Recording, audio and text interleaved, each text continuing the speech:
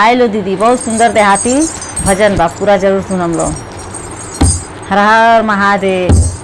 कहाँ से आवे शिव गुरु जगिया, कहाँ से आवे कंगनावा, कहाँ से आवे ना, हाँ कहाँ से आवे ना शिव गुरु के ज्ञानवा, कहाँ से आवे ना शिव गुरु के ज्ञानवा, कहाँ से आवे ना, कहाँ से आवे शिव गुरु जगिया, कहाँ से आवे कंगनावा, कहाँ से आवे ना शिव गुरु के ज्ञानवा, कहाँ से आवे ना शिव गुरु के ज्ञानवा, कहाँ से आवे ना।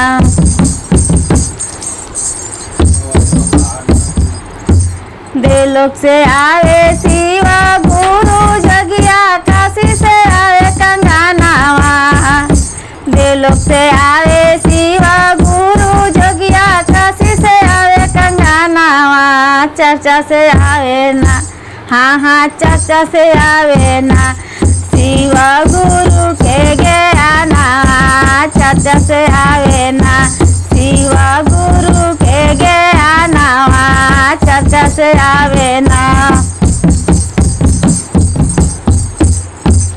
कहाँ बैठैबो शिव गुरु, कहाँ पहनबो कंगना, कहाँ बैठैबो शिव गुरु, कहाँ पहनबो कंगना, कहाँ में रखबो ना, हाँ कहाँ में रखबो ना शिव गुरु के ज्ञानवा, कहाँ में रखबो ना शिव गुरु के ज्ञानवा, कहाँ में रखबो ना।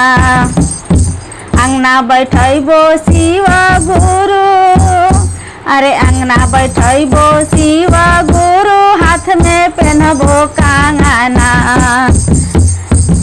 अंगना बैठैबो शिव गुरु, हाथ में पहनबो कंगना, दिल में रखबो ना, हाँ हाँ दिल में रखबो ना शिव गुरु के ज्ञानवा, दिल में रखबो ना शिव गुरु के ज्ञानवा, दिल में रखबो ना।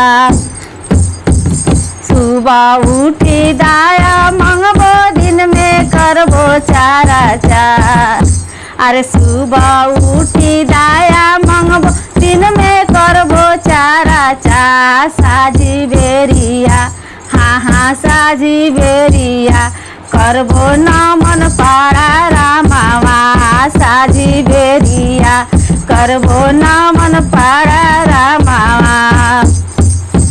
सुबह उठी दाया मंगबो, दिन में करबो चारा चार, साजी बेरिया, करबो नमन पारा नामावा, साजी बेरिया।